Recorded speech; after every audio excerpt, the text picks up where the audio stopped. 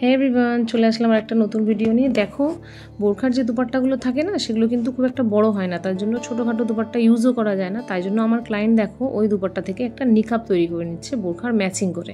তো সেজন্য দেখো যেহেতু চওড়া কম দুপাট্টা, তা থেকে একটা মোটামুটি নিকাব এসেই যায়। তো অলরেডি এই ক্লায়েন্ট কিন্তু আমার আগেও তৈরি করে নিয়ে গেছে এবং অলরেডি ও তৈরি করতে এসেছে।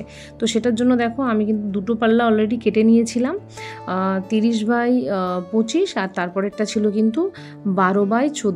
সেই পাল্লা কেটে নিয়ে ওটা অলরেডি পিকো করে নিয়েছিলাম চতুর্দিকে, এবং দুটো একসঙ্গে দেখো স্টিচ করব। তার মাঝে মাঝে করে নিচ্ছি পটিগুলো।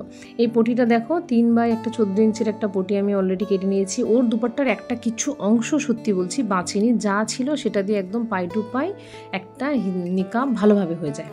তো সেটা মুখের সামনেটা যেহেতু জর্জেটের ছিল, ডবল করতে হবে, তাই মুখের সামনেটা দেখো একটু চওড়া করে 8/16 ইঞ্চি একটা কাপড় নিয়ে কিন্তু ডবল করে নিয়েছি। আর এটা দেখো পট্টির মতো ডবল একটা নিব, এবং দেখো অলরেডি যেটা আমি প্রথমে পিন করছিলাম ওটা সেলাই করে নিয়ে চলে এসেছি, এবং মিডিল মার্ক করে কিন্তু চক দিয়ে অলরেডি 3টাকেই দাগ দিয়ে নিয়েছি। প্রথমে দুটো পাল্লার উপর বসিয়ে আমি সেটিং করে নিয়েছি, এবং অবশ্যই এটা কিন্তু সব কিছু উল্টো দিকে ক্রিয়েট করছি আমি। তারপর দেখো এইভাবে চতুর্দিকে পিন দিয়ে এভাবে বসিয়ে নিব। আর এই যে দেখো বাঁ হাতে দেখছো বাঁ সাইডে আমার দড়িগুলো বসানো আছে, সেই দড়িগুলো কিন্তু বাঁধার জন্য দু সাইডে ঢুকে যাবে। তো কেমন করে দু সাইডে ঢোকাবো পিন দিয়ে আমি তোমাদের অলরেডি একটু স্পিড করে নিয়ে দেখিয়ে দিচ্ছি। দেখো এইভাবে কিন্তু পিন দিয়ে আগে সেটিং করে নিয়ে বসতে হয়, কারণ যেহেতু সিফন নয়, দেখো দুই দিকে ফিতেগুলো ঢুকিয়ে দিলাম। যেহেতু জর্জেটটা খুব সিং করে, তাই জন্য পিন দিয়ে বসলে খুব সুন্দর করে সেলাই হয়। এবং দেখো মিডিল পোর্শন থেকে আমি এবার হাফ করে নিব, যে আমার চোখটা কতটা খোলা থাকবে।